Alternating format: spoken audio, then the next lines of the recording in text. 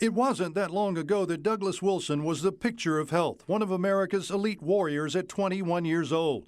But now the former Air Force mechanic can't drive or walk down the street on his own. Primary central nervous system lymphoma. Wilson is also part of another group that's not so exclusive. Thousands of vets now in a battle with their own government over the cause of their illnesses. A war that's raged for almost 2 decades. A fight to get the Veterans Administration to admit they're all sick from serving at the same highly contaminated Uzbekistan airbase, Karshi-Kanabad, known as K2. Like right now, my cancer and the consequences on my cancer are not service connected. He believes it is connected to his service at K2 at an area called Camp Stronghold Freedom.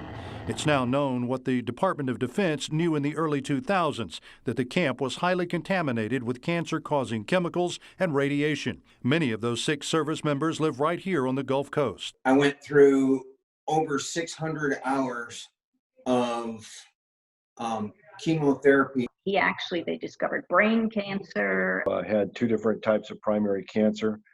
My stomach ruptured and exploded. These 3 veterans and the widow of another still live near Hurlburt Field. All were associated with Special Operations units, which coordinated many missions from the base in support of the war in Afghanistan just across the Uzbeki border. But the VA has yet to connect their service at the base with their illnesses. They're pretty much ignoring and denying anything related to K2. Well, just this year, P.J. Widener created the Stronghold Freedom Foundation. The goal? To pressure Congress and the Department of Defense to recognize the toxic exposure.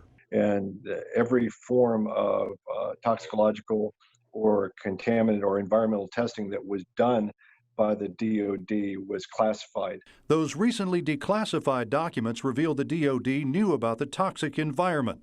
There were 392 unique chemical compounds that veterans were exposed to, including highly radioactive uranium. The service members would be told that, well, no, that's really not a problem. There's no health risk to you. Doug Wilson, who can no longer work, says he has appealed his claim for benefits. Approval could bring rides to therapy and more household money, among others. But that appeal could take some time. I am 103,000 in line of 131,000, I think, right now. Last month, in testimony before a House Oversight Committee, a VA doctor said more scientific information is needed, and that could take another year. It would be a disservice to the veterans to simply say, and this is all veterans, to simply say, we don't know how you got it, we're just going to cover it. While a long-term study is underway, it's the battle against time these veterans fear they cannot win. Bill Riles, WKRG News 5.